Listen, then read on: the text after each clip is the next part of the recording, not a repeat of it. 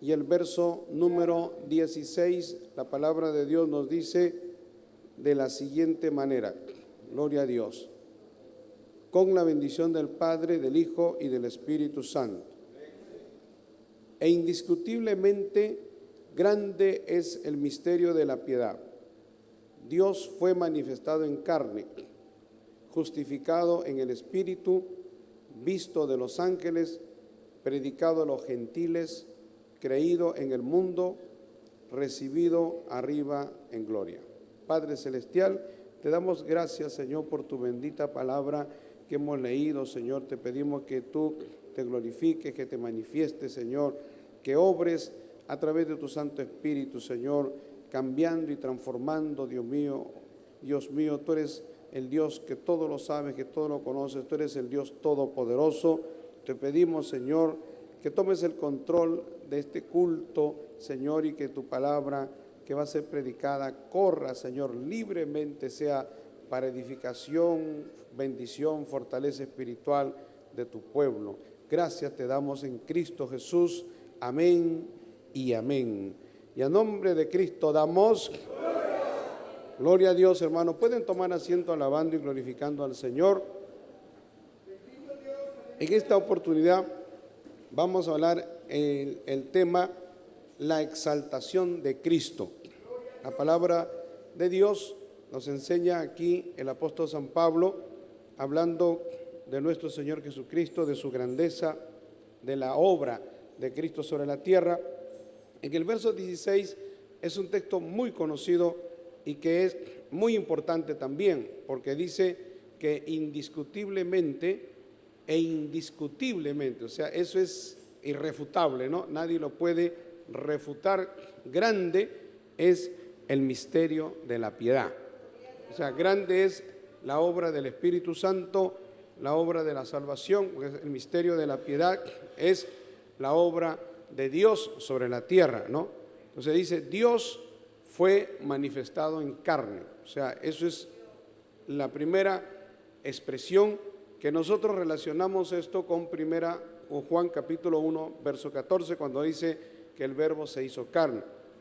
El apóstol Pablo, hablándole a la iglesia, dice, Dios fue manifestado, Dios se manifestó de una manera corporal. Pero aquí, hermano, va a hablar algunos aspectos ya de lo que es desde la exaltación de Cristo, desde la manifestación de Cristo, la obra de Cristo, hasta la exaltación, ¿no? Y cómo Dios va engrandeciendo el testimonio y la obra de Cristo, y el Señor viene a ser para nosotros, para todo el reino de los cielos, gloria a Dios, para los ángeles, es el Cristo, el Todopoderoso. Y vamos a ver qué es lo que nos habla la Biblia, porque en realidad nosotros decimos varias cosas en cuanto a Cristo. En primer lugar, Cristo es Dios, ¿no? Es el Dios Todopoderoso. A algunos no les gusta que uno diga esto porque tiene doctrina de error. ¿Cómo vas a decir que Cristo es el Dios Todopoderoso? Pero Él es el Dios Todopoderoso, hermano. A veces uno habla con personas que dicen Cristo no es Dios. Y yo creo que Cristo es Dios porque lo dice la Biblia. Pero hay un texto, gloria a Dios, en donde habla que refuta y tira por abajo todos los argumentos de los que cuestionan la divinidad de Cristo, ¿no? Como que Cristo no es Dios. Algunos dicen que Cristo es un ángel. Obviamente eso es una herejía, es diabólico, y tampoco es una creación, pues. Cristo no fue creado. Cristo es el Verbo, es el Hijo de Dios que siempre existió. O sea, Dios, la naturaleza divina, y es Dios por eso, porque nadie lo ha hecho, ¿no? Ahora, mire, en el libro de Apocalipsis capítulo 1, el verso 8, gloria a Dios, es un texto contundente. En el capítulo 1 del libro de Apocalipsis, ¿no? En el verso 8, gloria a Dios, la palabra de Dios en el libro de Apocalipsis, usted sabe que es una revelación. Es la revelación de Dios a Juan el apóstol, revelándole todos los acontecimientos finales que se iban a dar desde el tiempo de la gran tribulación para adelante. Ahora, en el capítulo 1, dice la Biblia en el verso 1, la revelación La palabra Apocalipsis, hermanos, significa revelación, o sea, es la misma palabra. ¿Qué es un Apocalipsis? Es una revelación. Lo que pasa es que quienes han puesto el nombre del libro lo toman del griego, Apocaluptus. En griego, la palabra revelación significa, o se traduce, en griego es Apocaluptus, ¿no? Y algunos han transliterado esa misma forma de expresión en griego, la han considerado acá. En versiones antiguas, por ejemplo, las versiones de antes de la 1960, hay un montón de versiones en castellano. A mí me encanta hablar de este tema porque lo he estudiado mucho y he leído bastante sobre esto y he investigado, porque en el Instituto Bíblico yo hablaba sobre las versiones de la Biblia y sobre el material de la Biblia, los libros de la Biblia, y también hablábamos los manuscritos y todo lo que Dios permitió que se escribiese para que luego fuese traducido. Entonces me familiaricé con el tema de los nombres de la Biblia, gloria a Dios, las versiones diversas que hay. Una de las cosas que primera, o puedo decir que me impactó, me llamó la atención, es que cuando empecé a estudiar esto, hace muchos años obviamente, yo pensé que había una sola traducción de la Biblia, ¿no? Porque nosotros hablamos y pensamos en el idioma castellano. A veces decimos, bueno, la Biblia fue traducida de los idiomas originales y entonces nosotros ya la tenemos en castellano. Pero ha habido todo un proceso, hermano. ¿Por qué?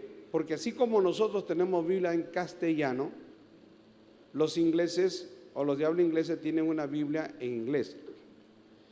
Y los franceses, y los italianos, y los rusos, y los chinos, y todos los que hablan diferentes idiomas que hay, se calcula que hay como unas 4,000 a 5,000 lenguas, de las cuales hay como 3,000 a las cuales ya se tradujo la Biblia, hermano, ¿no? Es un gran éxito.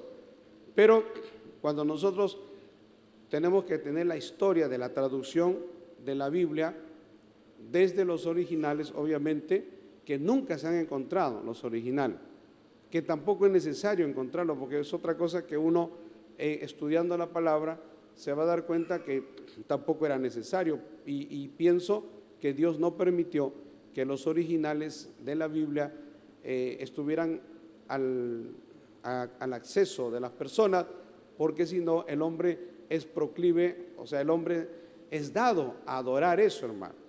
Lo hubieran tenido en un altar, la gente iría y se postraría delante de los originales. Nosotros no podemos adorar la Biblia, nosotros tenemos que adorar al Dios de la Biblia. Hay personas que están bajo espíritu de error y le oran a la Biblia, ¿no? Y como que otros, en su espíritu de error, hermano, lo que hacen es agarran la Biblia y cuando oran por los endemoniados, con la Biblia le tiran bibliazos en la cabeza. Como que la Biblia, o sea, este libro, como que este libro físicamente, así como usted lo ve, tuviera poder. O sea, el papel no tiene poder, es lo que está dentro, hermano. Es el contenido, es poderoso. O sea, Dios respalda, gloria a Dios, su palabra.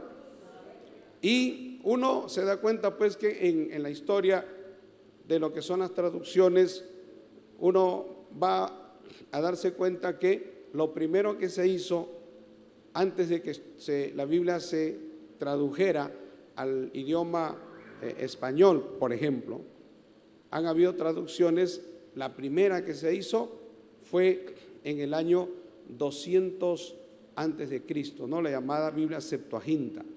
Es una Biblia que es muy conocida, que solamente es del Antiguo Testamento. ¿Por qué era necesario una Biblia en griego?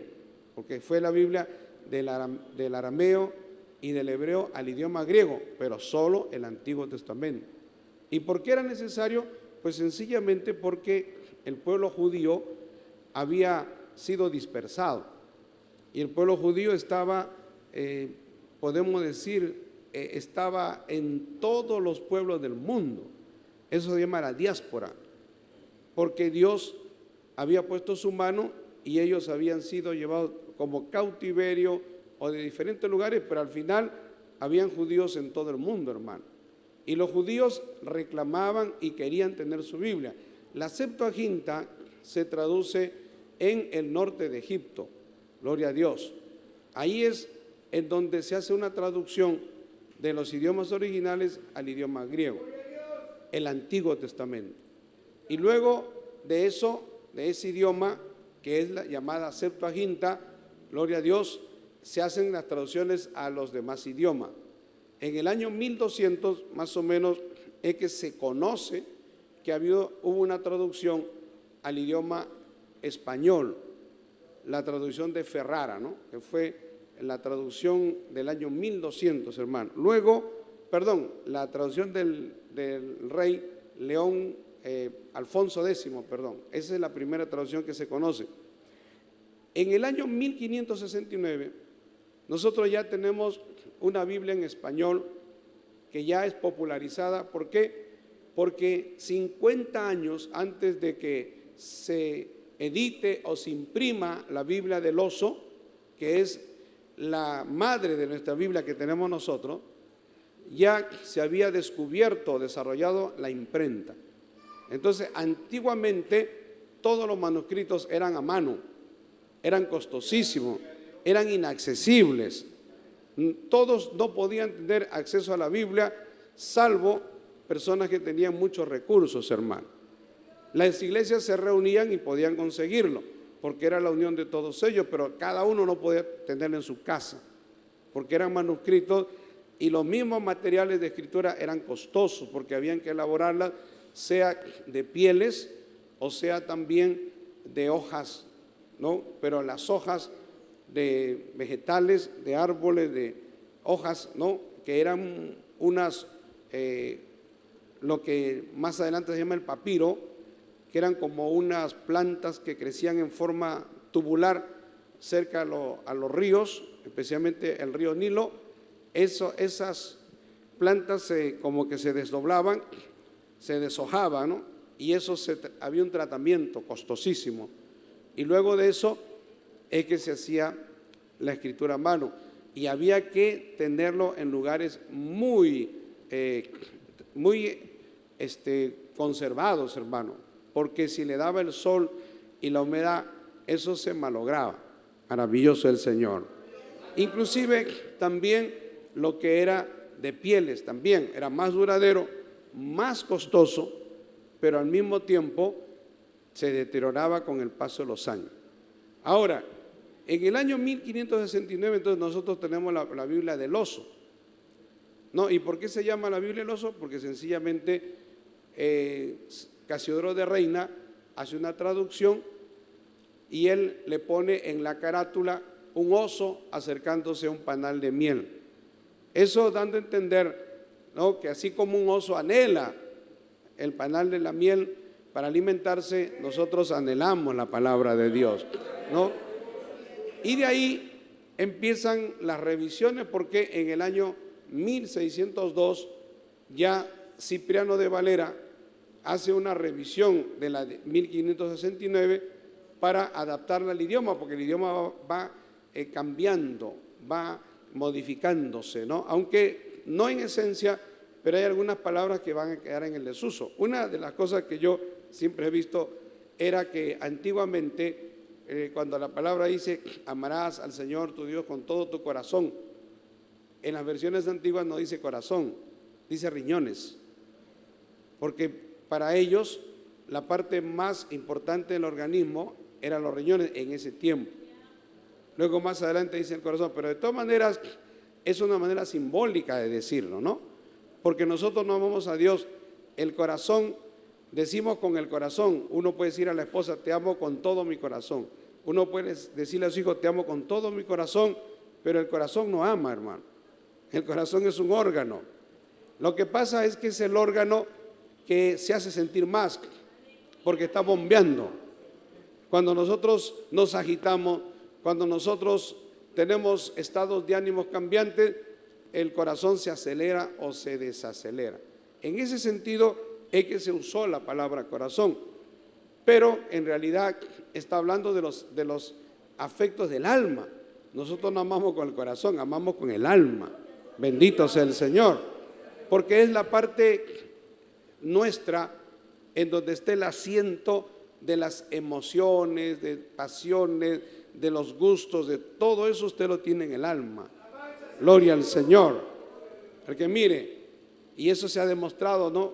Christian Barnard fue un médico que hizo el primer trasplante de corazón hace muchos años, más de 45, 50 años.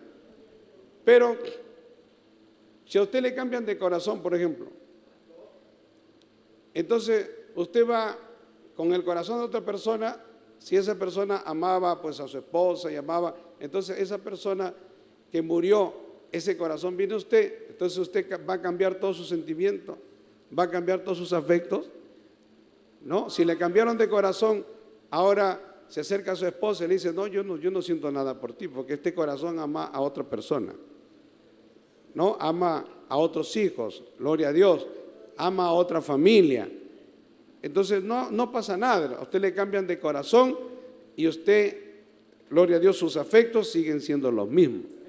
Entonces, eso demuestra que en realidad no amamos con el corazón, amamos con el alma.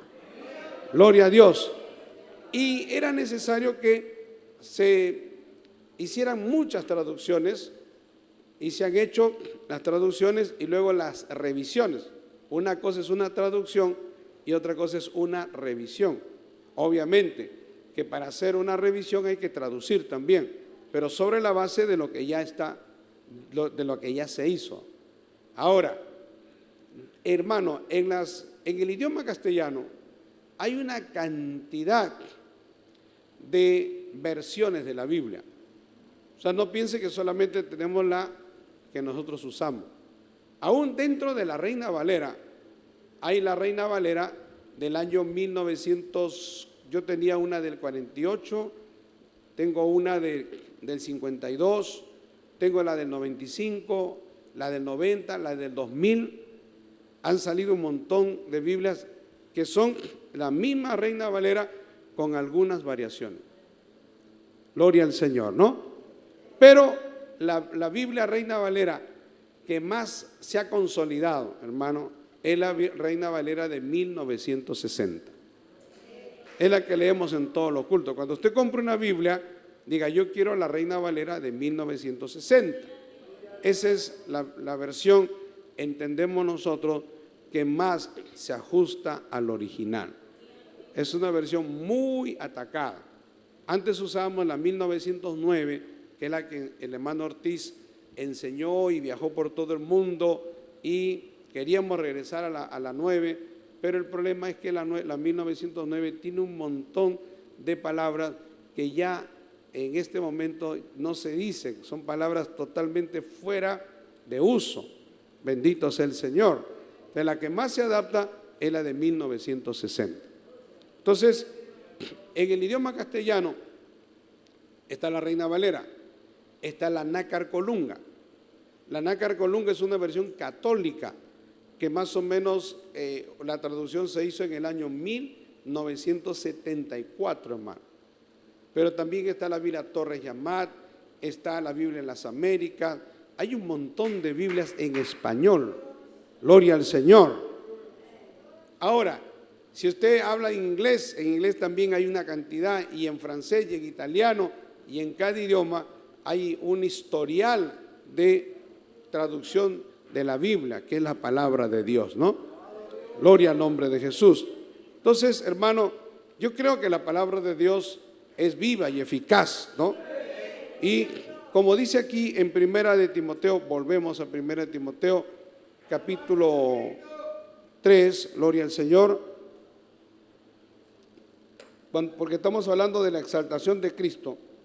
Dice, Dios fue, e indiscutiblemente, dice, Dios grande, e indiscutiblemente grande es el misterio de la piedad. ¿No? Veíamos que era la obra del Espíritu Santo, la predicación del Evangelio, el poder de Dios, como Dios preparó de antes de la fundación del mundo para que nuestro Señor Jesucristo viniera a la tierra. Entonces, Él vino y se manifestó.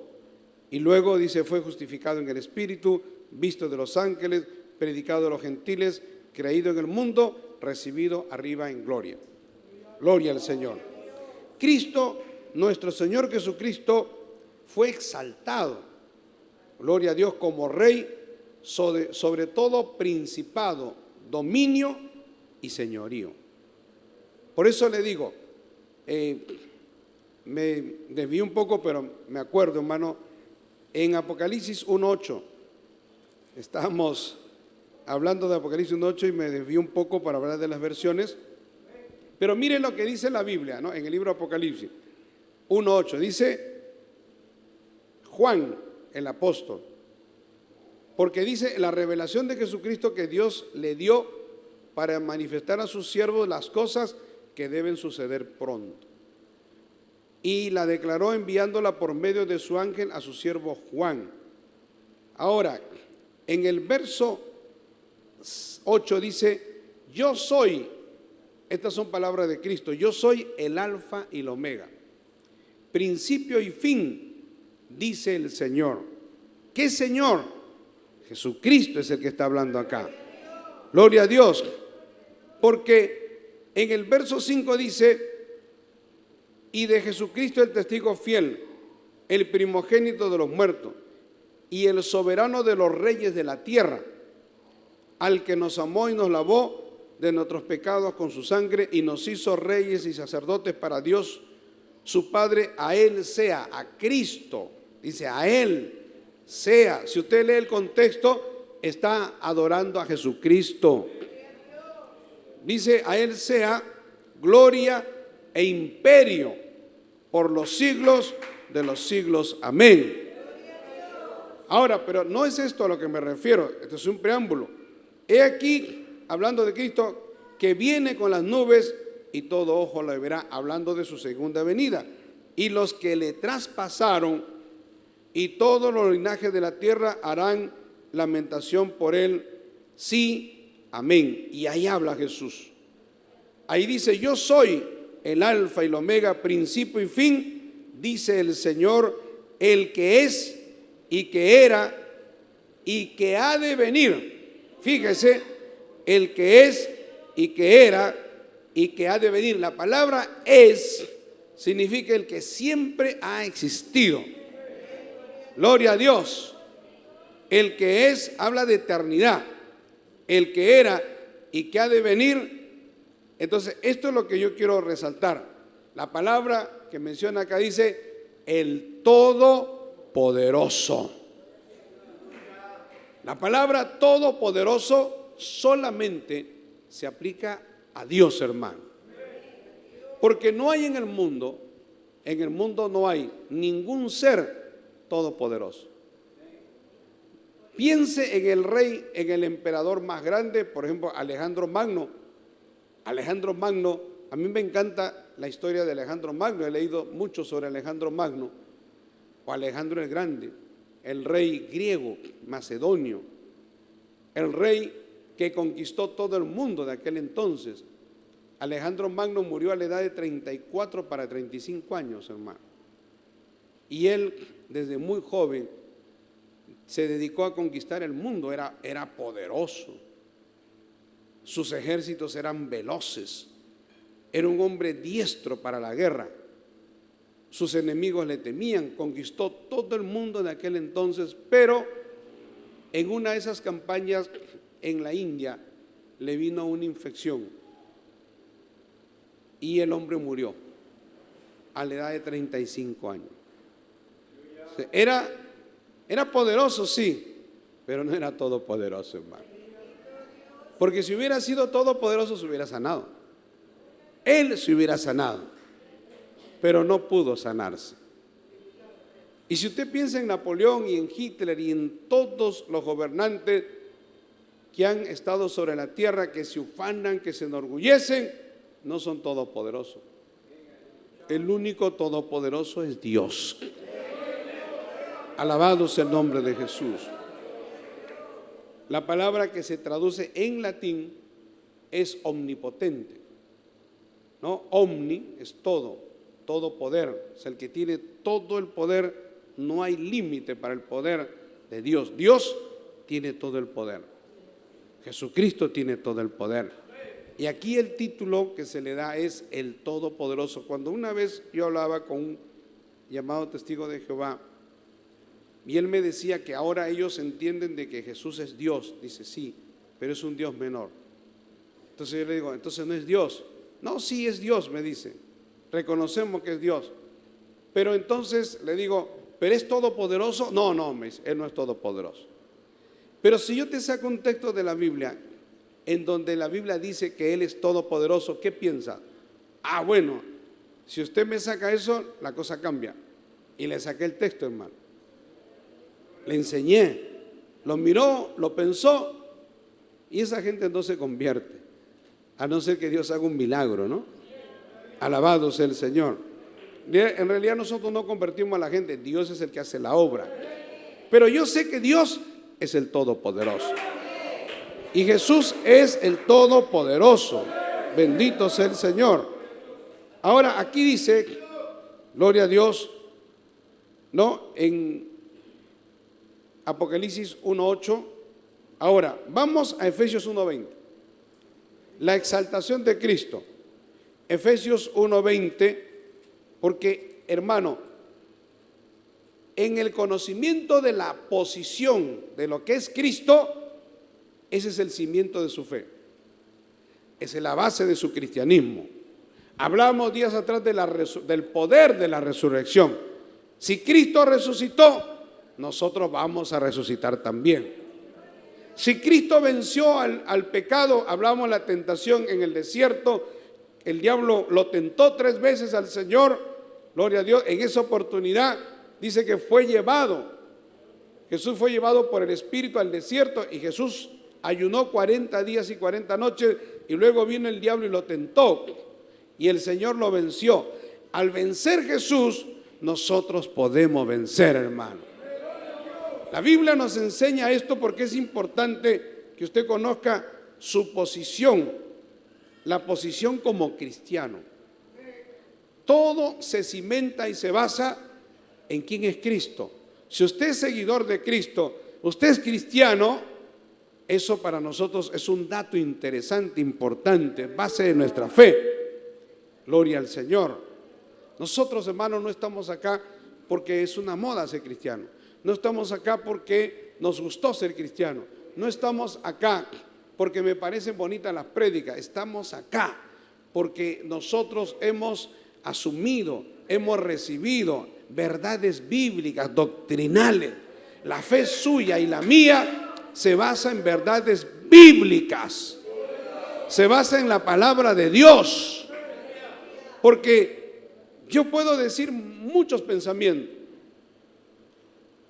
y pueden ser muy bonitos, pero si usted no basa su fe en textos bíblicos que usted entiende, su cristianismo no va a ser bueno. Y el diablo va a venir y lo va a envolver, y la ola de pecado lo va a arrasar, hermano. El diablo anda como león rugiente buscando a quien devorar, pero el cristiano que está firme en su fe y en el conocimiento de la palabra, el diablo no va a poder. Alabado sea el Señor. En el libro de Efesios capítulo 1, verso 20, gloria al Señor, dice, ¿lo tienen, hermano? Dice, la cual operó en Cristo, resucitando de los muertos y sentándole a su diestra en los lugares celestiales. Cuando Cristo resucitó, aquí está hablando del poder de la resurrección, de la grandeza, de lo que Dios tuvo que hacer para la resurrección de Cristo, gloria a Dios. Y dice que luego de que Cristo resucitó, se sentó a la diestra del Padre en los lugares celestiales, en el trono de Dios. Cuando dice la diestra del Padre, quiero que vayamos, hermano, a Hechos capítulo 6, es un texto que me viene a la mente y es Es un texto hermoso, gloria a Dios. Lo que dice acá, miren lo que dice acá, gloria al Señor, Hechos, capítulo número 6, maravilloso el Señor. Alabado sea el nombre de Jesús. Perdón, capítulo 7, porque el capítulo 6 menciona Esteban, pero el capítulo 7 es el martirio, cuando lo matan. Mire lo que dice acá, hermano. En el capítulo 7 del libro de los Hechos vemos a Esteban, uno de los primeros diáconos de la iglesia, un joven que amaba a Dios con todo su corazón, un hombre santo, lleno de Dios, lleno de la gloria de Dios. En el capítulo 7 él nos habla la palabra, ahí usted va a leer el sermón, la prédica de Esteban lleno del Espíritu Santo, porque Esteban era un hombre muy espiritual y amaba a Dios con todo su corazón. Dice, oyendo estas cosas, los judíos que escuchaban el mensaje de Esteban, Esteban no era un gran predicador, hermano. Esteban no era pastor, Esteban era un diácono de la iglesia. Pero cuando él, lleno del Espíritu Santo, gloria a Dios, se enfrentó a los judíos, él que querían matarlo, querían apedrearlo, él habló siendo inspirado por el Espíritu Santo. Él les dijo a ellos, a los judíos, todo lo malo que ellos habían hecho, cómo los judíos habían matado a los profetas, cómo habían sido rebeldes, obstinados, gloria a Dios.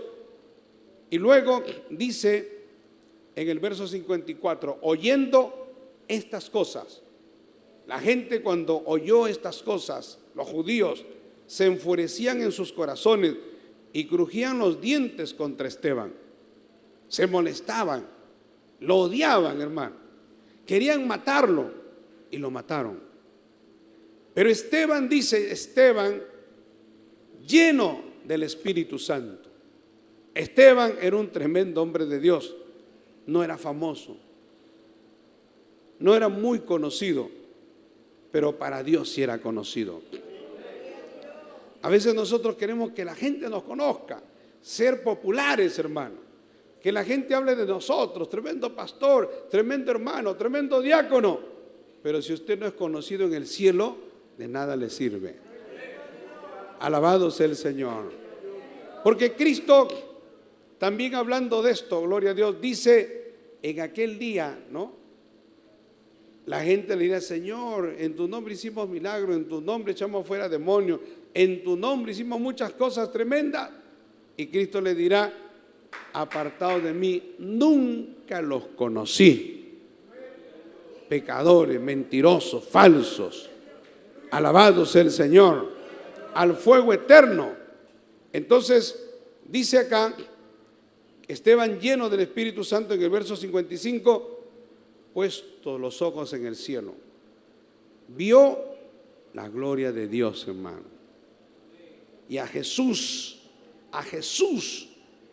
que estaba a la diestra de Dios.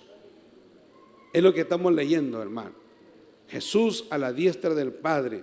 Y dijo, he aquí, mire lo que dice Esteban, he aquí, veo los cielos abiertos y al Hijo del Hombre que está a la diestra de Dios, para testimonio a toda esa gente y para testimonio a los discípulos, para testimonio a la iglesia.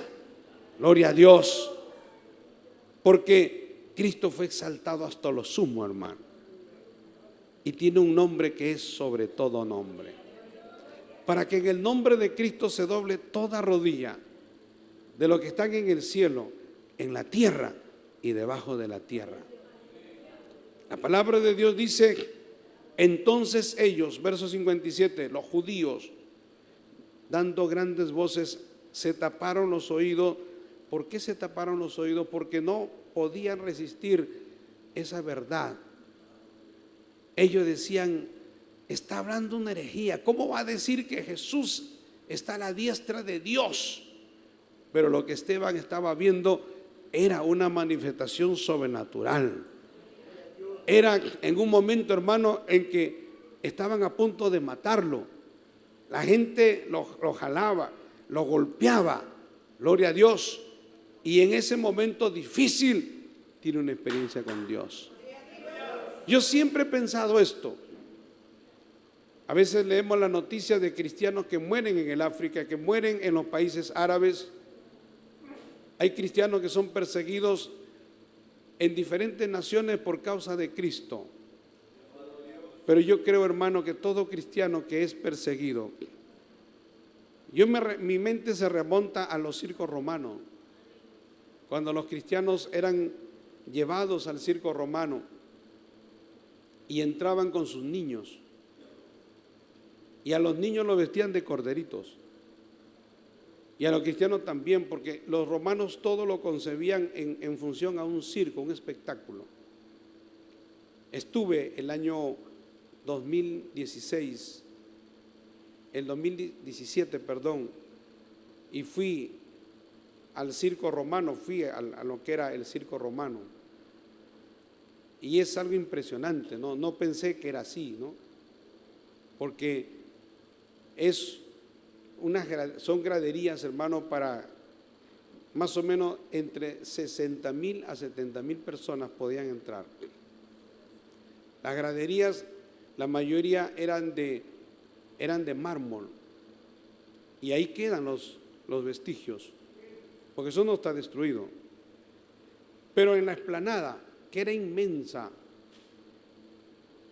es el piso, y abajo del piso hay como 10 a 11 metros de profundidad, y ahí arriba todos son tapas que son movibles. Eso hacían los romanos. Los romanos escenificaban, por ejemplo, la selva, escenificaban el África, diversos escenarios, la gente iba y se deleitaba. Pero en medio de ese teatro, esa escenificación, también escenificaban escenas de muertes, ¿no? Como que, por ejemplo, los leones se comían a los corderos y la gente aplaudía. El problema es que no eran leones y corderos de verdad. Los leones eran verdaderos, pero los corderos eran cristianos. A los niñitos los disfrazaban y le ponían el ropaje, y los niñitos salían contentos, porque eso es lo que el guía contaba, que los hijos de los cristianos salían contentos pensando que es un espectáculo, veían un lugar lleno de gente, la gente los aplaudía, sin saber que minutos más tarde iban a morir. Y el pueblo se deleitaba, el pueblo deliraba, viendo que las fieras, delante de sus propios ojos, las fieras destrozaban los huesos, la carne, destrozaban a los niños, a sus padres. Entonces yo digo, si Esteban estuvo ahí y Esteban vio la gloria de Dios, yo siempre digo, a mí nunca me ha dado miedo morir por Cristo, hermano. Si en algún lugar yo tengo que morir por Cristo, yo creo que me va a suceder lo mismo que le pasó a Esteban. Esteban no murió desesperado, no murió, gloria a Dios, gritando, auxilio, ayúdenme. Así no murió Esteban. Dice la Biblia que alzó sus ojos al cielo y vio la gloria de Dios, hermano. O sea, entró bajo la manifestación del poder de Dios, de la gloria de Dios. O sea, el poder de Dios, la presencia de Dios, el gozo, la alegría, la bendición, hermano. A pesar que sus huesos fueron triturados, a pesar de que ahí empezaron a caerle piedra y piedra sobre piedra, no sintió dolor. Alabado sea el Señor. Es lo que yo pienso, ¿no? A veces me ponía a hablar con pastores que ahora en ese tiempo éramos creyentes, pero yo decía, no, pero si Esteban pasó eso, gloria a Dios, entonces yo creo que todo cristiano que va a un martirio, en ese momento Dios controla la situación. El problema no es morir, hermano, el problema es morir sin Cristo. Y además es un privilegio morir por el Señor. Alabado sea el nombre de Jesús. Es una gran bendición. Yo me sentiría privilegiado morir por causa de Cristo, porque es un privilegio, hermano. Es una corona. Esteban engalana la galería de los héroes de la fe. Y dice la palabra de Dios que ellos, dando grandes voces, se taparon los oídos, porque lo que él hablaba, esa gente estaba endemoniada. Esa turba humana estaba llena de odio, llena de cólera. El cristianismo nunca es así. El cristianismo no usa turba. El cristianismo no agrede. El cristianismo no usa la prepotencia. Gloria al Señor. Pero el diablo sí. El diablo causa que la gente se enfurezca. Y dice que se taparon los oídos y arremetieron a una contra él. Y echándole fuera de la ciudad, le apedrearon, dice. Y los testigos pusieron sus ropas a sus pies de un joven que se llamaba Saulo. Ahí vemos a Saulo, que consintió con la muerte de Esteban. Por eso Saulo era visto como un enemigo de la iglesia, hermano. Pero mire, Dios es tan misericordioso que Saulo, siendo un enemigo de la iglesia, Dios luego se le manifiesta, Jesucristo se le presenta y Saulo se convierte en un cristiano. Y obviamente, cuando hablamos del ministerio de Saulo, de Pablo, es uno de los ministerios más sufridos, que han sido más golpeados, pero más gloriosos. Porque él dice, yo antes, habiendo sido perseguidor, él siempre decía, yo soy el último de los apóstoles, yo soy el más insignificante, porque él sabía lo que él había sido. Gloria al Señor. Y dice la Biblia, y apedreaban a Esteban, mientras él decía, mire, Señor Jesús, recibe mi espíritu. Y puesto de rodillas clamó a gran voz, Señor, no les tomes en cuenta este pecado. Y habiendo dicho esto, durmió o murió. Y Saulo consentía con su muerte. O sea, otra de las cosas que vemos acá, el mismo espíritu, gloria a Dios, el mismo sentir, hermano, que tuvo nuestro Señor Jesucristo en la cruz, cuando lo golpearon, lo maltrataron, le hicieron tanto daño le hicieron. ¿Y Jesús qué dijo? Jesús no dijo, Señor, mátalo, destrúyelo, arrasa con mis enemigos. No, Jesús dijo, Señor, perdónales porque no saben lo que hacen. Y Esteban, mire, Esteban dice, Señor, no les tomes en cuenta este pecado. Y murió. Y seguidamente dice la Biblia, y Saulo consentía en su muerte. O sea, lo que quiere decir es que la oración de Esteban fue oída en el cielo. Porque Saulo era uno de los culpables, pero Dios es un Dios de misericordia, hermano. Esteban, gloria a Dios, murió, pero dejó la semilla, y la semilla estaba en Pablo, ¿no? Gloria a Dios. A veces, hermano, hay gente que se levanta contra nosotros y nos quiere destruir, nos quisiera desaparecer. Y a veces son autoridades, pero a veces lo hacen porque no conocen a Dios, están ciegos, endemoniados. Lo más lindo no es que Dios lo destruya, que le quite la vida, que se queden sin trabajo, que haya un escándalo y se desaparezca.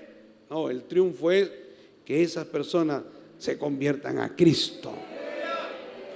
Alabado sea el Señor. Porque en este caso Pablo era el jefe. Gloria a Dios.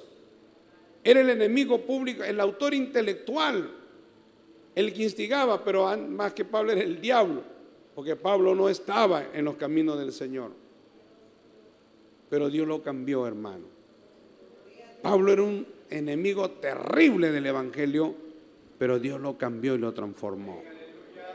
Dios puede hacer cosas terribles, bendito sea el Señor. Alabado sea el nombre de Jesús. Vamos, Efesios capítulo 1, verso 22. Dice la Biblia, gloria a Dios,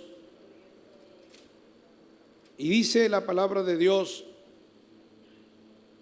sentándole a su diestra en los lugares celestiales, lo que hemos visto que se confirma con el texto de Hechos 7, ¿no?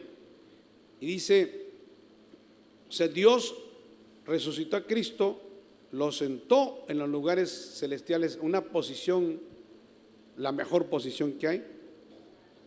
Dice, sobre todo principado, o sea, el apóstol Pablo reafirma, ¿no?, que no es solamente estar sentado, sino que tiene dominio sobre todo principado y autoridad y poder y señorío, y sobre todo nombre que se nombra, no en este siglo, sino también en el venidero. O sea, mire, hermano, el Padre le dio a Jesucristo, le dio al Hijo esa posición de estar a su diestra, de tener el señorío, el dominio sobre todo principado. Estamos hablando principados, hermano, príncipes terrenales, gobernantes también espirituales. Alabado sea el Señor. Porque si bien es cierto que hubo un ejército de ángeles, la tercera parte fue diezmado, la tercera parte fue lanzado del cielo por su rebelión, siguiendo a Satanás. Hay muchos ángeles, millones de ángeles, hermano, que son ángeles de Dios, que guardaron sus vestiduras y que son ángeles fieles a Dios. Y serán fieles a Dios por toda la eternidad también. Dentro de esos ángeles hay principados y hay potestades. O sea, hay ángeles que están en una posición extraordinaria. Por ejemplo, la Biblia menciona a Miguel, Gabriel y Luzbel. Son 3 ángeles que menciona la Biblia, hermano. Los demás nombres de ángeles usted no lo va a encontrar, pero en la Biblia sí usted va a encontrar estos 3 nombres. Luzbel, que fue el ángel que se rebeló contra Dios, que según dice en Isaías capítulo 14 o Isaías 14 y Ezequiel 28, ese ángel, hermano, estaba a cargo de la música en el cielo. Dice, tú, querubín grande protector, y habla de que los instrumentos musicales que fueron creados para él, para adorar a Dios, ¿no? Pero también menciona a Miguel y a Gabriel, que tienen un lugar importantísimo en cuanto a Israel, hermano. Y la Biblia menciona sus nombres. Son principados, son potestades, o sea, son seres espirituales, tienen muchísimo poder. Cristo tiene dominio sobre ellos, no solamente en este siglo, sino por toda la eternidad. Cristo tiene dominio sobre todos los gobernantes. Alabado sea el Señor. Cuando algo suceda con nosotros, cuando alguien se levante contra usted, su jefe de trabajo o un familiar le hace la vida imposible, le hace la guerra, usted tiene la potestad y tiene el derecho de pedirle a aquel que está sentado en el trono, hermano, que intercede por nosotros y que tiene todo el dominio, dice, el señorío, gloria a Dios, sobre todo principado, sobre toda autoridad y poder y señorío, y sobre todo nombre que se nombra. O sea, está hablando no solamente de gente que tal vez tiene autoridad, pero pueden ser celebridades, pueden ser intelectuales, nombres que se nombran. Usted escuchamos, ¿no?, personalidades, gente que ha destacado. Cristo tiene autoridad sobre todos ellos, hermano. Está por encima de todos ellos. No en este siglo, sino en el venidero. Y dice, y sometió todas las cosas bajo sus pies. Mire qué tremendo. El Padre sometió todas las cosas, todo bajo los pies de Cristo. O sea, Él tiene el señorío, el dominio, hermano. Él es el Rey de reyes y Señor de señores. Hay gente que a veces dice, nosotros somos príncipes, princesa. Gloria a Dios. A mí no me gusta usar mucho eso porque en realidad el único todopoderoso se llama Dios. La Biblia dice somos reyes y sacerdotes en el sentido de la posición que tenemos, ¿no?, que Dios nos ha dado. Es un privilegio, hermano. Ser cristiano es un privilegio, no es cualquier cosa. Alabado sea el Señor. Usted puede ser un cristiano muy pobre, usted puede ser un cristiano hasta que no tenga ningún recurso, pero si usted es un cristiano que ora, busca a Dios, usted es conocido en el reino de los cielos. Alabado sea el Señor. Esta es la exaltación de Cristo. Todo lo que Cristo tiene, lo tenemos nosotros también. No porque estamos en el lugar de Cristo, no, es porque somos, gloria a Dios, somos de Cristo, somos de Él. Él es la cabeza, nosotros somos el cuerpo. Él es el esposo, la iglesia es la novia. Yo le digo, lo he repetido muchas veces. A mí me impactó un mensaje del hermano Ortiz. Se llama La Obra Más Sublime. Consígala en internet, La Obra Más Sublime por Luis M. Ortiz. En ese tiempo el hermano Ortiz predicaba 4 horas. Y así él daba el mensaje. Y me acuerdo que mientras iba predicando, la intensidad, gloria a Dios, de saber cómo terminaba ese mensaje crecía y nos emocionábamos más. Y hablaba de las maravillas de la creación, porque el hermano Ortiz fue un hombre muy ilustrado y que conocía mucho la Biblia, un gran teólogo, un gran hombre de Dios. Y cuando él describía la creación de la tierra, el cielo, el hombre, la naturaleza humana, los ángeles, lo describía de tal manera que uno decía, esa es la obra más sublime. Pero el hermano Ortiz decía, pero no, eso no es la obra más sublime. Y seguía en una descripción, hermano, hasta que llegaba a la iglesia. Y cuando hablaba de la iglesia, ahí decía, esa es la obra más sublime. La iglesia de Cristo, bendito sea el Señor. La iglesia de Cristo es la obra más sublime, hermano.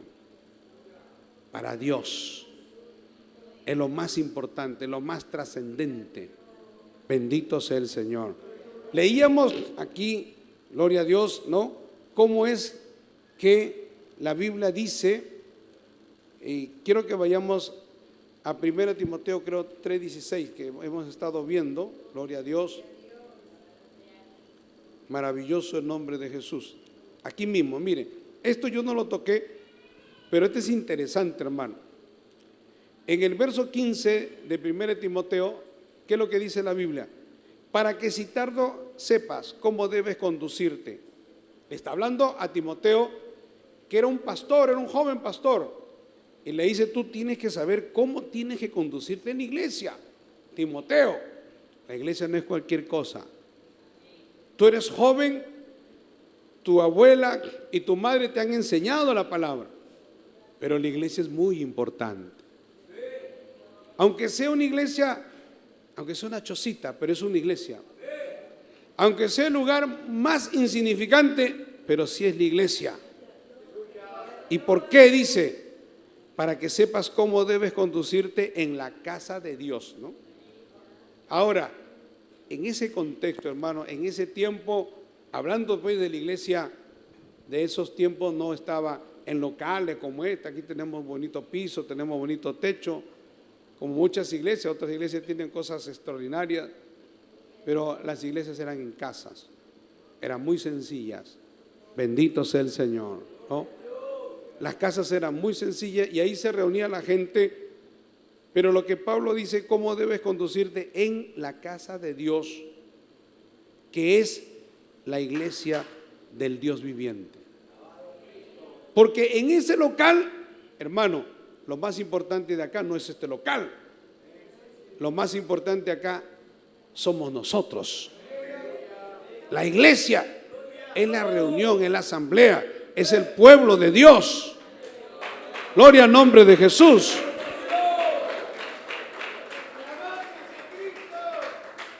Cuando uno no tiene esto en claro, haría lo que hizo León X, el Papa León X. Él dijo, Dios necesita una iglesia impresionante, Dios necesita una capilla.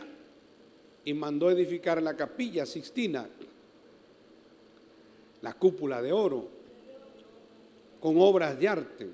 Tardó muchos años y costó muchísimo también. Pero eso es una obra de arte, hermano. Usted va ahí y usted no recibe bendiciones ahí, no se salva. Gloria al Señor. Porque esto no salva. Los apóstoles de Cristo tenían también un concepto bien equivocado.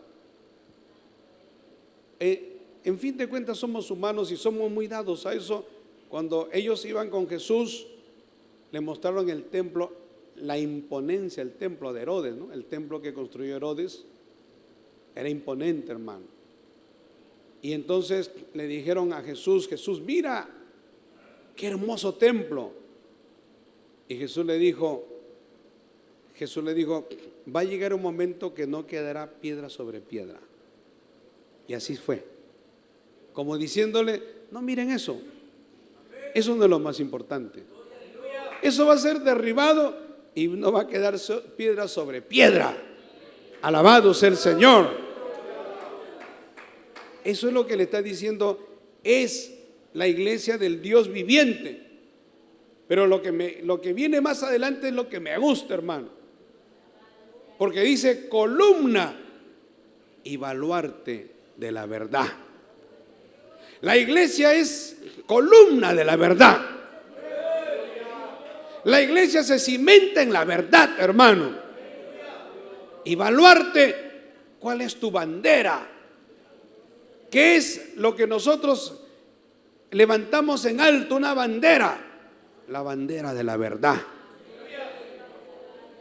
La iglesia tiene que cimentarse. Es importante por eso que los pastores, los ministros, andemos conforme a la palabra de Dios. Porque tenemos que andar conforme a la vocación con que hemos sido llamados. Él le dice, gloria a Dios, tienes que saber cómo debes conducirte en la casa de Dios. Yo soy pastor, usted es miembro de la iglesia, pero yo fui miembro de la iglesia. Y uno tiene que saber cómo tiene que conducirse en la casa de Dios. Usted va a venir a la casa de Dios, hermano, a hacer negocios.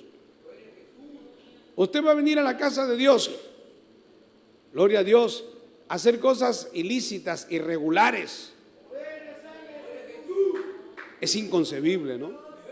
Uno viene a la casa de Dios a adorar a Dios, a buscar a Dios.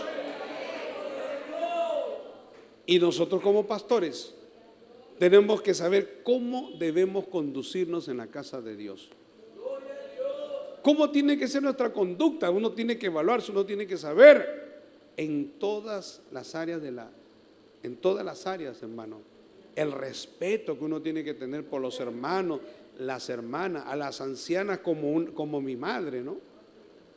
Las jóvenes como si fueran mis hermanas menores, gloria a Dios. Las niñas como si fueran mis hijas. Con amor, con mucho respeto. Alabado sea el Señor. Porque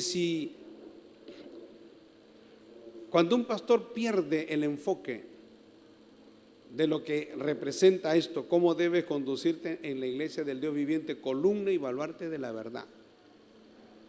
Entonces yo podría decir, yo soy el pastor, yo puedo darme ciertas libertades. Yo puedo pedirle a usted un dinero y no pagarle. Yo soy el pastor. No, hermano, préstame tanto, ya que Dios te pague. Yo no puedo hacer eso, hermano. Soy pastor. Ni un creyente debe hacer eso. No puedo abusar de una persona. No puedo maltratar a una persona. No puedo tratar a una persona de manera irrespetuosa, faltándole al respeto, ¿no? Aprovechándome de una persona. Los hermanos a veces quieren servir, quieren apoyar, pero ponerlo a mi servicio. Oye, hermano, quiero que vayas a mi casa y me traslades y me lleves de aquí a allá. Bueno, si yo haría eso, yo le diría, hermano, pero le voy a apoyar económicamente, ¿no? Porque no me puedo aprovechar. Uno tiene que considerar que el hermano tiene casa, que el hermano tiene necesidades. Bendito sea el Señor. Y en otras áreas tampoco. Uno tiene que saber el límite, la consideración, el temor, el amor de Dios, hermano. Porque la iglesia es columna y baluarte de la verdad. ¿Se da cuenta lo que es eso? El poder de Dios en la iglesia, hermano. El testimonio de, aunque nos digan lo que nos digan, a nosotros nos dicen que somos locos, fanáticos. Antes el cuento del diablo era, son herejes. Y antes nos atacaban por ese lado. Pero nosotros empezamos a través de la palabra a seguir predicando. Usted no se amilande cuando lo atacan. Usted no se desanime cuando lo atacan. No se desaliente cuando lo atacan. Porque antes los medios de comunicación venía un predicador, venía Jimmy Swaggart, venía Gigi Ávila, venían el hermano Pablo, que ya murió, otros predicadores, y las primeras planas de estos periódicos que se llaman mermeleros, ¿no? Que siempre han sido mermeleros, hermano, que venden sus páginas al mejor postor. Y yo he trabajado en medio, yo sé cómo es eso, ¿no? Alabado sea el Señor. Y entonces ellos nos atacaban. Hay un diario que es el Decano de la Prensa, que ese era pro-chileno. Y siempre se ha vendido al mejor postor. Alabado sea el Señor. Y siempre ha atacado a la iglesia. Siempre ha atacado a la iglesia. Desde el año 80 que yo me acuerdo, salía la primera plana, herejes vienen a predicar, herejes, y ese era el cuento del diablo. Así nos atacaban. Eso, hermano, Dios lo permite, porque si a Cristo le dijeron que Cristo era hijo ilegítimo, en otras palabras dijeron que era bastardo. Dijeron, demonio tiene. Le dijeron comelón y bebedor a Cristo. Le dijeron que tenía herejías a Cristo, hermano. Y los discípulos, algunos discípulos se movieron con eso. Cuando Cristo en San Juan capítulo 5, capítulo 6 dice, yo soy el pan de vida. Es como diciendo, el pan de vida, tú eres el pan de vida, tú eres el Hijo de Dios, tú eres el pan de vida, o sea, tú eres el instrumento espiritual. Eso era, para los judíos, era algo que les afectaba, era un tropezadero. Y Jesús dice, todo juicio el Padre le ha dado al Hijo, para que los que honran al Hijo, honran al Padre. Uy, los discípulos dijeron, no, Jesús, no hables así. Y los discípulos se reunieron, hermano. Jesús estaba predicando, ellos se reunieron aparte y ellos empezaron a conversar y decían, si Jesús sigue predicando así, nos quedamos solos. Alabado sea el Señor. Nosotros no predicamos por popularidad. A mí me gusta, por eso cuando usted conoce la Biblia y sabe cómo nos han atacado y cómo nos atacan ahora, entonces usted está tranquilo, yo estoy tranquilo. Porque el mismo diablo que nos atacó hace 2000 años, el mismo diablo que nos atacó en el año 80, cuando la iglesia empezó a crecer, hermano, de los 70 y tantos para acá empezó la iglesia a crecer, gloria a Dios, es el mismo diablo que nos ataca ahora. El asunto es que la iglesia tiene que estar firme en la palabra de Dios. ¿Y qué es lo que dijeron? Dijeron los discípulos, si el Señor sigue hablando así, nos quedamos sin gente. Porque los discípulos lo medían todo en términos de popularidad, marketing, rating, como diríamos ahora, ¿no? Tenemos que caerle bien a la gente tiene que hablar bien de nosotros. Jesús se acercó a ellos y les dijo, ¿qué hablan? ¿Qué pláticas son las que ustedes tienen? No, Señor, que estamos al... Y Jesús le dijo, ¿ustedes también quieren irse?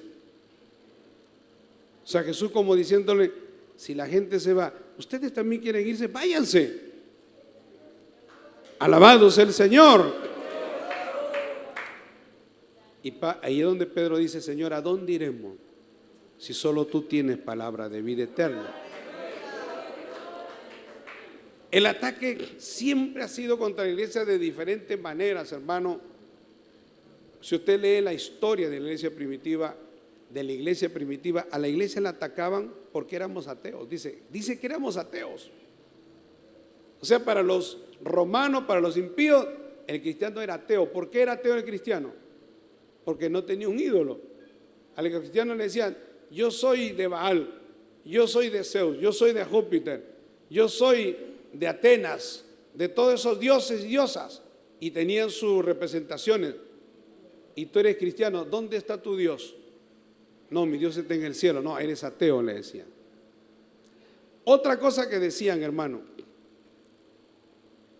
cuando hablaban de la comunión de la iglesia, cuando la iglesia se reunía para tomar la cena, estos hijos del diablo decían que entre hermanos, cuando los hermanos decían me caso con una hermana, yo me he casado, mi esposa se llama Virginia, es mi hermana en Cristo. Los impíos decían, se está casando con su hermana. Incesto, incesto, decían los cristianos, cometen incesto. Eso no es cierto, hermano. Sino que nosotros decimos dentro de la iglesia, es mi hermana, ¿no? Las hermanas, ¿con quién se van a casar? Con un hermano en la fe. No con un borracho, no con un impío, no con un degenerado, no con un drogadicto, no con un degenerado, lisuriento, que fuma, que se droga. No, pero hermano. O un idólatra, o brujo, espiritista. No. ¿Con quién se va a casar una hermana? Con un cristiano, con un hermano en la fe. Si yo me hubiera casado con una mujer que no era cristiana, me hubiera casado con una hija del diablo, con una mujer que le gusta la discoteca, me hubiera casado con una mujer que le gusta pintarse la cara como un payaso, que fuma, que habla malas palabras. Para mí no hay cosa más repugnante, hermano, que una mujer hable malas palabras. Para mí eso es algo repugnante. O sea, un hombre o una mujer, pero se ve peor en una mujer. Pero que un hombre o una mujer hable palabras groseras, para mí, digo, en mi manera personal, es repugnante. Yo no podría andar con una persona así, ni un milímetro. Alabado sea el Señor. ¿Cómo me podría casar con una mujer que le gustan las discotecas? El domingo, en vez de ir al culto, no, yo quiero ir a la playa. Y se pone su bikini y se va a la playa.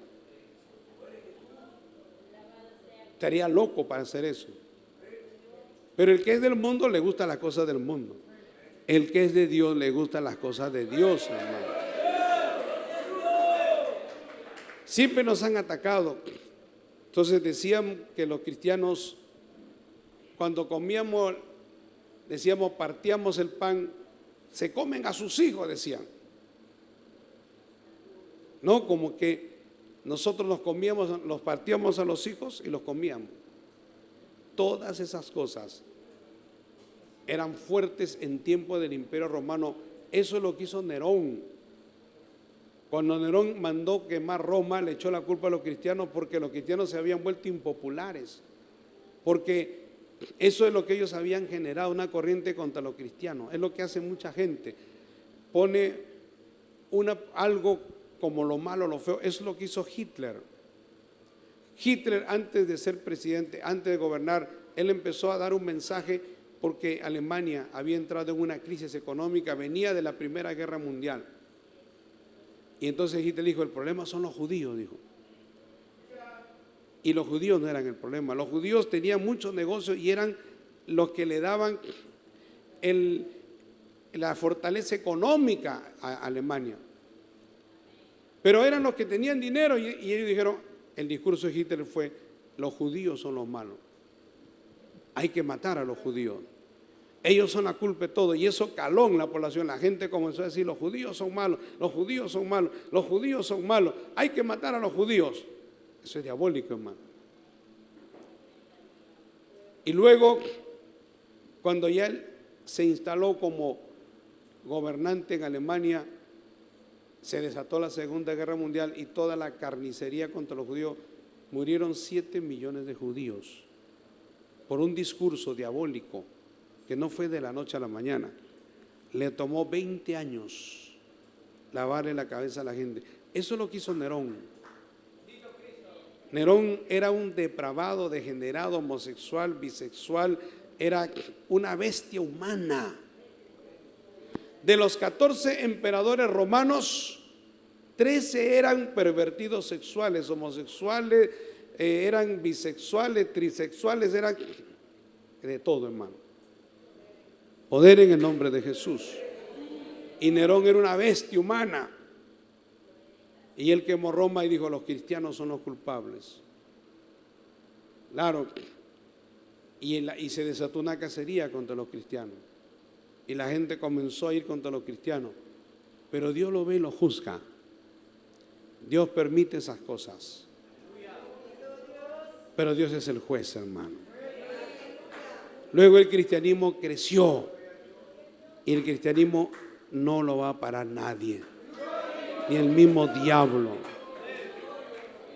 Cuando yo recién me convertí, la acusación era: son herejes. Porque todos los medios estaban aliados con la iglesia tradicional. Y era página, primera plana y primera plana contra la iglesia. Gloria a Dios. Pero la iglesia se fortaleció. La iglesia se fortalece en medio del ataque. Alabado sea el Señor. Ahora nos dice que robamos los diezmos. Ese es el nuevo discurso. No, pero nosotros sabemos que no es así, hermano. Porque la forma financiera, el método financiero de la iglesia es a través de los diezmos y las ofrendas que los hermanos voluntariamente dan. Aquí no se obliga a nadie. El que ama a Dios lo hace. Gloria a Dios. Y es la manera como la iglesia avanza. Para que no dependamos del gobierno, de empresas, de instituciones que nos tendrían que sostener económicamente. Y luego nos van a pedir cuentas. ¿Qué vamos a decir? ¿Qué vamos a predicar? Si ellos quieren implementar, como este gobierno corrupto, hermano, quiere implementar la ideología de género, o le llaman igualdad entre hombres y mujeres, ese es un cuento. Porque en realidad es un proyecto político de muchos años, es un proyecto ideológico que lo han implementado en Europa y ha sido un desastre. O sea, Europa se está levantando de las cenizas, luego de la ruina de la diabólica igualdad de género, equidad de género, política de género. Nosotros le llamamos ideología, lo etiquetamos, decimos: eso es una ideología. Es como que alguien le diga a usted: yo creo que debemos tener un solo precio para todas las cosas.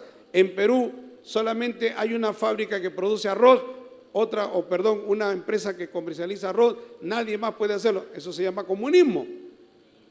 Solo un canal del Estado y ningún otro canal, nadie puede decir nada, control total. Dice: eso es comunismo. ¿No? Ellos van a decir: no, yo soy socialista, yo soy progresista, tengo ideas populares. Eso es lo que diga, pero para mí eso se llama comunismo.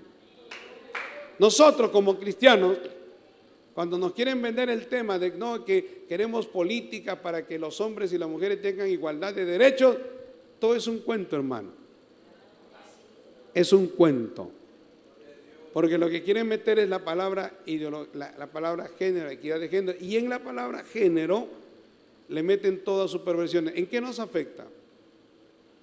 Sí nos afecta. Porque le van a enseñar a los niños, le van a enseñar a nuestros niños sin nuestro consentimiento. Educación sexual a su manera.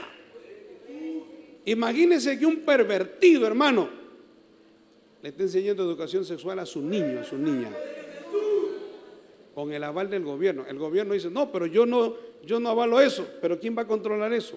¿Cuántos miles y miles y miles de maestros hay y maestras? Y hasta van a hacer demostraciones, hasta tocamiento. A ver, niño toca a la niña y niños tóquense para desinhibirse, porque eso se ha dado.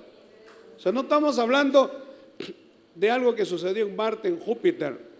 Eso se ha dado en Noruega, se ha dado en Alemania, se ha dado en un montón de países, que hace un desastre. Se ha dado en Inglaterra, en Estados Unidos.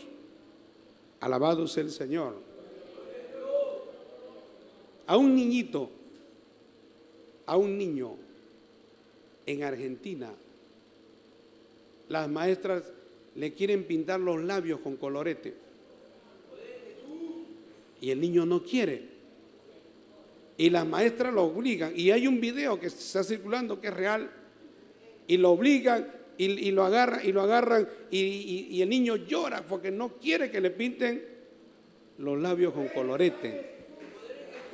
Pero eso es parte de la ideología, eso es parte de las políticas de género, es parte de las políticas educativas, porque de esa manera, dice, los sensibilizan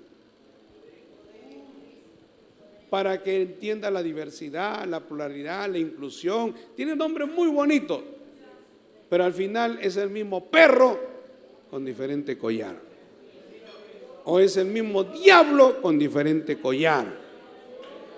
Nosotros vamos a permitir que eso hagan a nuestros hijos, nietos, hermano. ¿Qué clase de país queremos? Un país de corrompido, de degenerado, de pervertido. No queremos eso para nuestro país. Alabado sea el Señor. No, porque hay un debate, eso es un debate de siglos. Hermano, es un debate de siglos.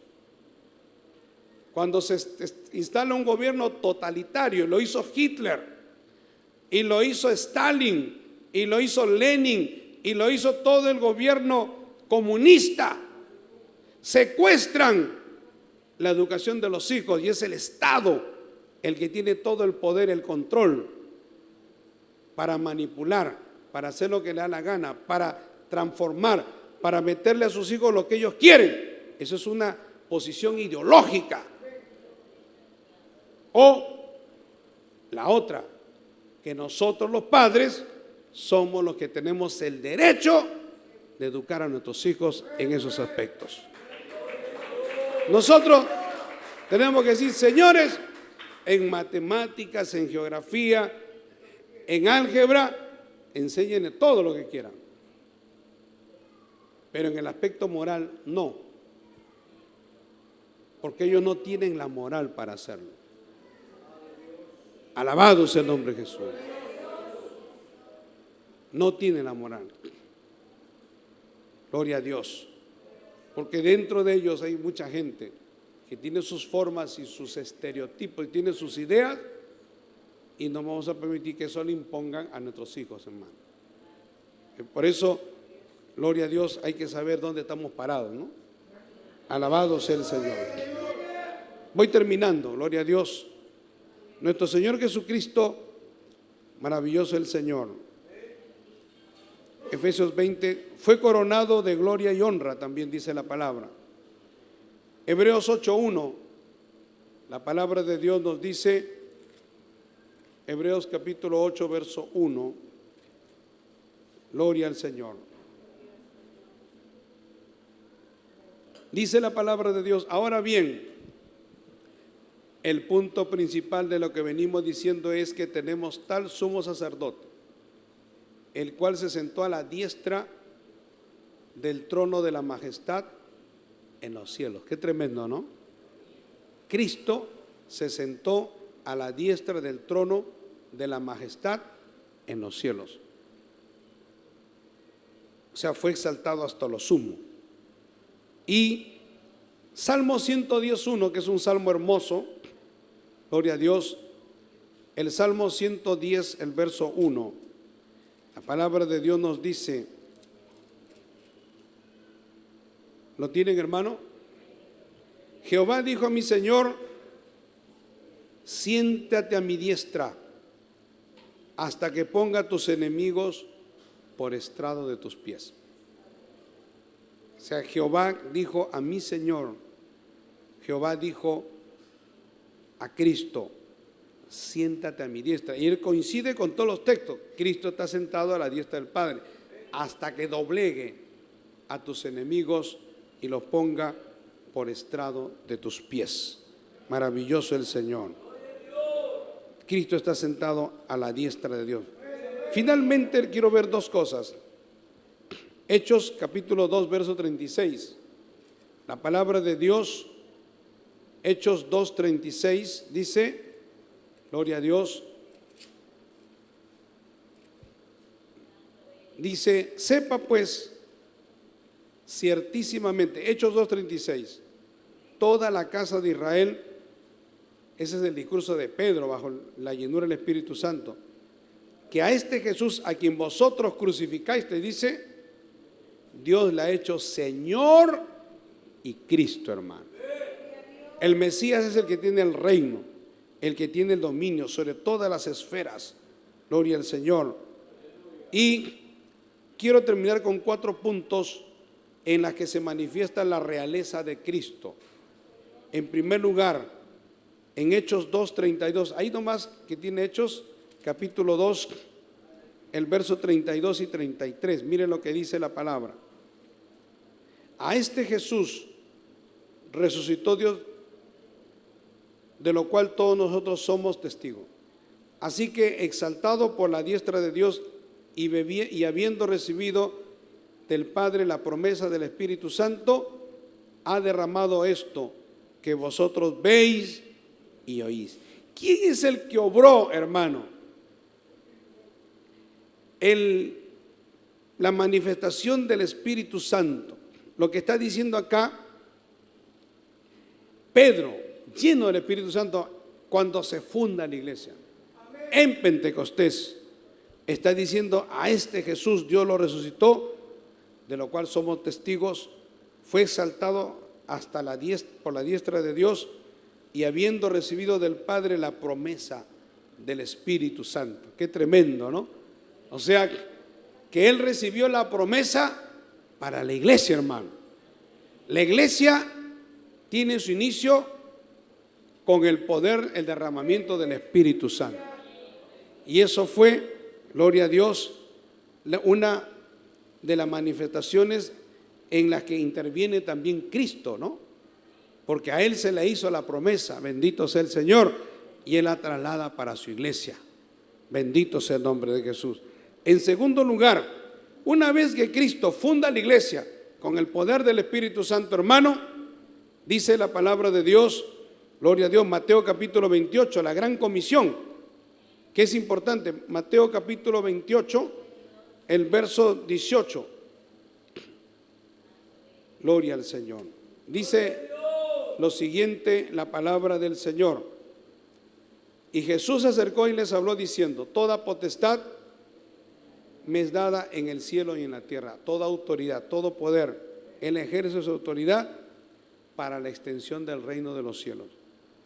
Por tanto, id y haced discípulos a todas las naciones, bautizándolos en el nombre del Padre y del Hijo y del Espíritu Santo, enseñándoles que guarden todas las cosas que os he mandado, y aquí yo estoy con vosotros todos los días hasta el fin del mundo.